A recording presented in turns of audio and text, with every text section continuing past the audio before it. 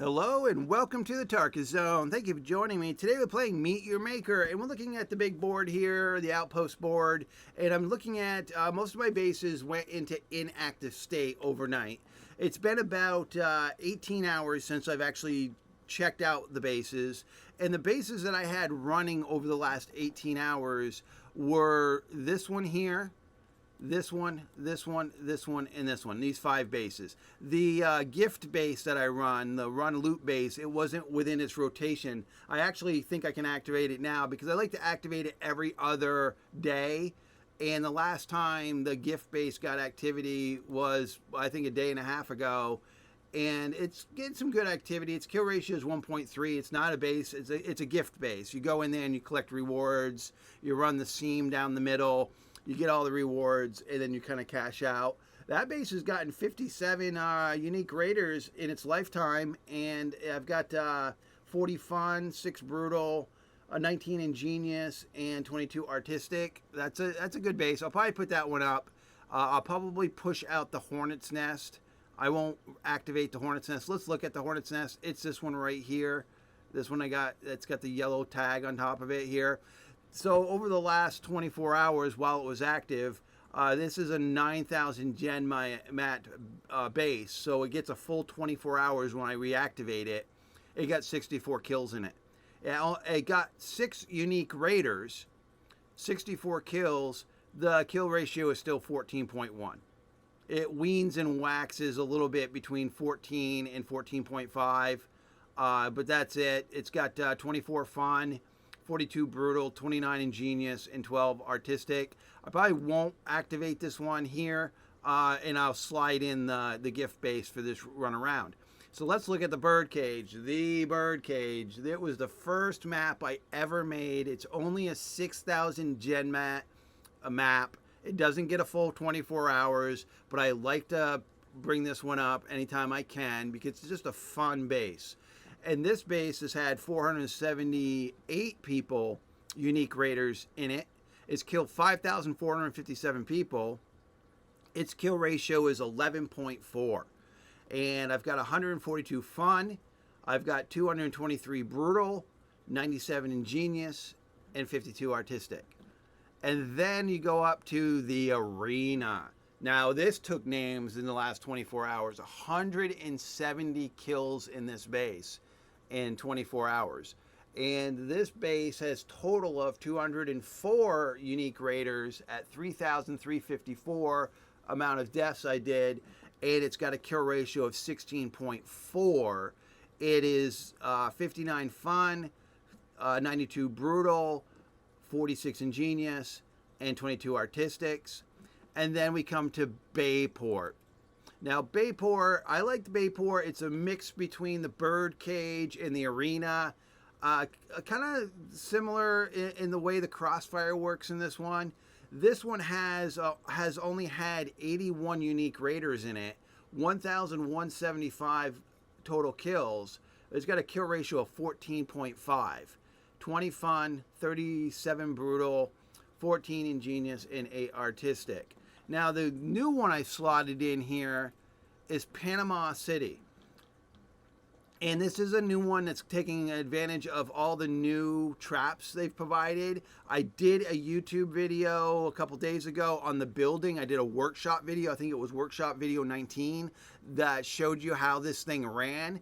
I've only had 12 unique people in it. Now, 8 of those unique people were when it was something else. I had actually built a testing base, and 8 people had gone into it while it was a testing base. So 8, so it wasn't really going on. I mean, it wasn't what it is today. So after I made it what it is, I've only had 4 unique raiders in it since it's become what it is. And I can't really go in there and watch video because people aren't hitting the content. I mean, this base is prestige number 3. It's gone up from 2 to 3, so 24 hours, and it only had 2 raiders last night in 24 hours. So I can't really go in and look at video and say, okay, I got to change this or maybe think about this. It's just not happening because I'm just not getting the activity. With that said, I'll activate these after the video, the ones I want to activate. With that said, I only had one, two, three, four, 5 unique raids last night for 24 hours. That's it. I've had 5 unique raids, encounters in the 24 hours. I didn't get much going on. Actually, this is 8 p.m. So it's when Lot the Knot did his thing yesterday at 8 p.m. We're almost at 5 p.m. my time. And we had looked at this in a previous video. I think we stopped here. I like to mark it by a viewpoint. So at 6, it's like, so it's basically 22 hours, let's say, okay? Let's just say 22 hours to be precise here. So we only got these 1, 2, 3, 4, 5, 6, 7 unique raiders in 22 hours. I mean, that's not a lot of raiding. That's not a lot of activity going on with these bases. When the game was free to play for 5 days, I had hundreds of people, unique people hitting my content. So I'm going to bang the drum some more. The developers really need to rethink their pay strategy here, where they should make the game free to play permanently and get money from downloadable content like skins or unique things that you can plaster on your walls. People pay for that things. Even if they gave me a clown skin for my warmongers, like a creepy clown costume that I can put on the warmongers, so that you can even skin the baddies, the guards. People will pay for that stuff. So I go about saying this again, that only getting 7 people to hit my content, or 7 unique raid attempts, because some of these are duo pairs, like this latest one at 7 a.m. So last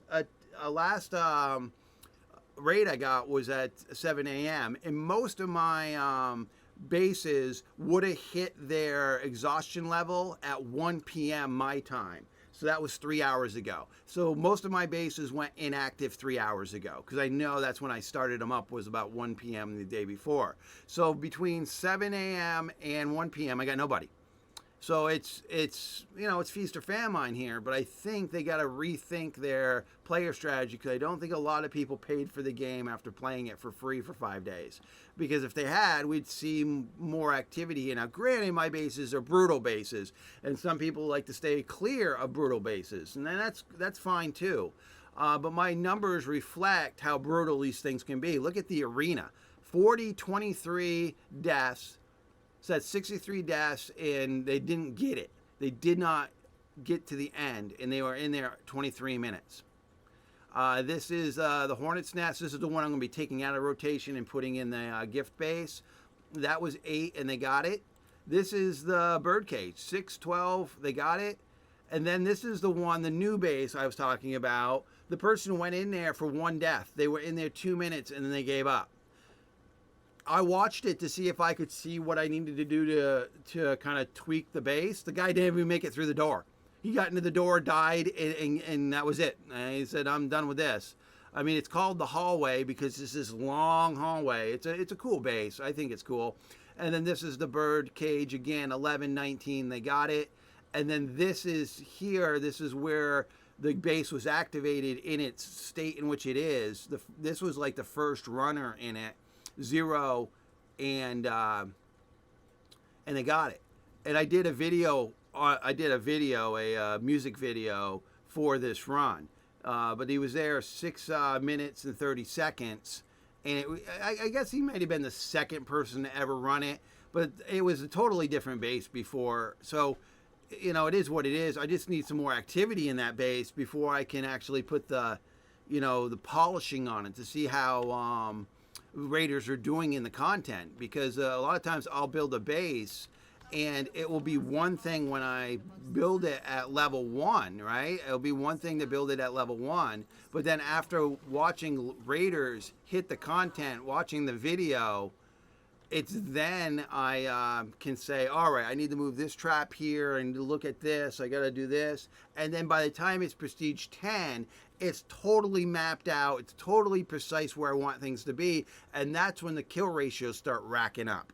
So if I give anybody any advice in this game, you got to do that. Build your base with all the best intention in mind that you're going to kill people, and then every time someone runs it, watch the video.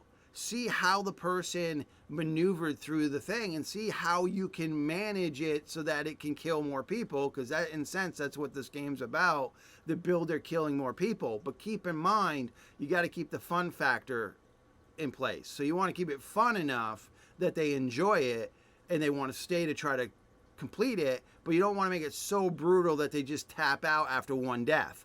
I found that to be the case a lot a few weeks ago. People were just tapping out of all my content. Within 2 or 3 deaths, they were done because it was just brutal. And I kind of massaged it back the other way, where it wasn't as painful to go through my content. So it's, you got to, as a builder, kind of figure out what the best strategy to get people to try to get in there and do the content, want to get to the end of the content. All right, well, that's it, folks. That's for today. And thanks for joining me. And this has been the Tarkus Zone.